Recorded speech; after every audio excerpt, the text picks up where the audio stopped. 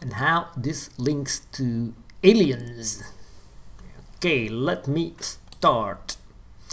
Animal Farm is an allegorical novel by George Orwell. Allegorical means that it is, is a literature device. An allegory is a metaphor in which a character, place, or event is used to deliver a broader message about real-world issues and occurrences, things that happen for real, or occurrences. So it happens, you can use it for historical events, and it's been used throughout history in all forms of art, and it illustrates ideas and patterns and other kind of historical facts. Okay, according to Orwell, the fable reflects events leading up to the Russian Revolution. Okay, that could also be one of the things that the Animal Farm book reflects too, but in more broader sense. Allegorical is broader, if you look at more broader than the past few years, or Russian Revolution. You know, the Russian Revolution is like a rebellion, or people want equality for each other, and it's like the Democrats against the socialists. But let's continue. Animal Farm. Okay, we all know this story, I guess, with the animals. He uses animals in a farm to make the story. Let me go to the plot summary. Old Major, the old boar on the manor farm, summons the animals on the farm together for a meeting, during which he refers to humans as enemies. This animal sees humans as enemies and teaches the animals a revolutionary song called Beasts of England. Beasts of England. Okay, they are going to rebel. Okay, when Major dies, two young pigs, Snowball and Napoleon, assume command and consider it a duty to prepare for the rebellion.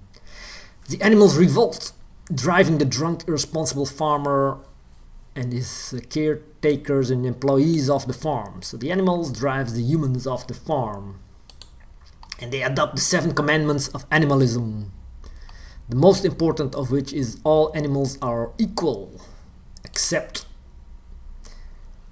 some are more equal than others.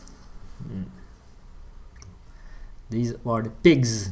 The pigs took command, and they said we are more equal, and they took all the food, best food for themselves, put themselves in a better situation, and started acting as humans. Also, you see in the book, the pigs, you could not distinguish the pigs anymore from the humans. They were like almost the same, but still they remain pigs, animals. Alright, in the context of I'd like to bring another book, The 12 Planets. I would like to use this book from Zecharia Sitchin.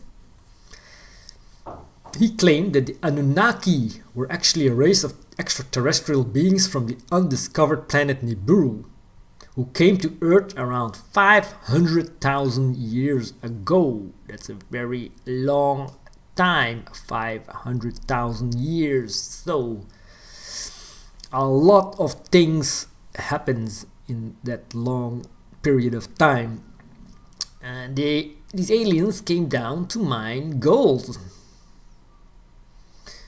Well, they came to mine gold, and they had their own working force. And the working force were called the Igigi. Let's see, the Igigi are the 6th generation of gods who are forced to perform labor for the Anunnaki. After 40 days, the Igigi rebel.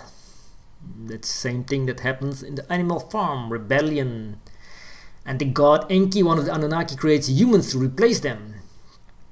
They rebel, and they got wiped out, like they lost the rebellion. But in this animal form, the animal won.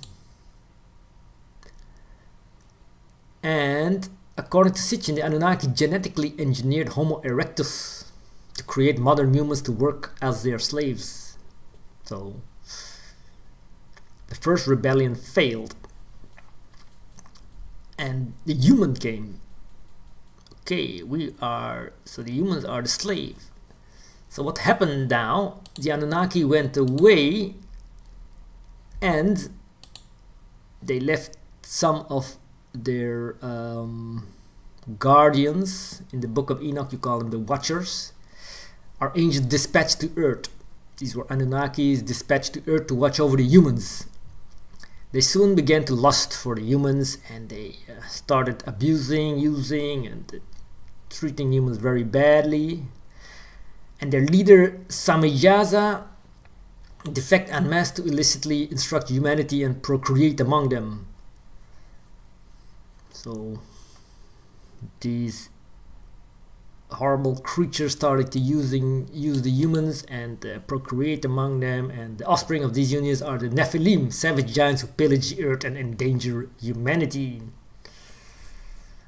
Alright, so this was another rebellion taken place in the book of Enoch by the fallen angels against their commanders, leaders. So this is what I'm trying to say. And later on, also in the Sumerian book, the Enuma Elish, a Babylonian creation myth, Zacharias Sitchin uses this creation myth as for his cosmogony. Cosmogony is a model concerning the origin of either the cosmos or the universe, identifying the young god Marduk, who overthrows the older regimes of gods and creates the earth as the unknown 12th planet. There's also another rebellion taking place in the period of this 500,000 years. So a lot of things happened, a lot of rebellion.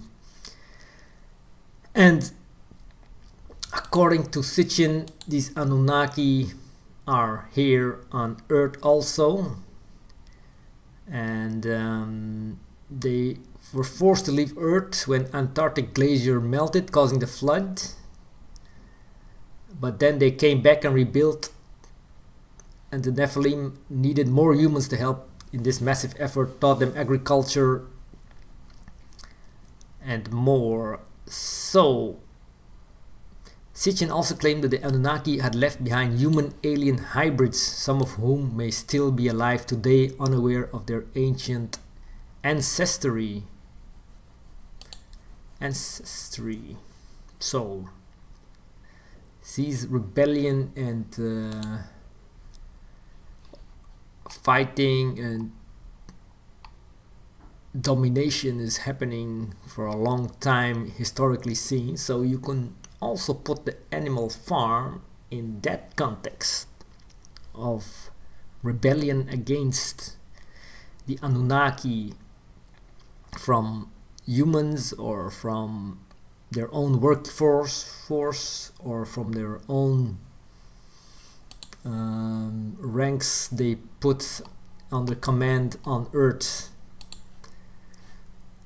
So this is what I wanted to say. Please let me know if you have any theory about this, and thank you for watching, and see you next time.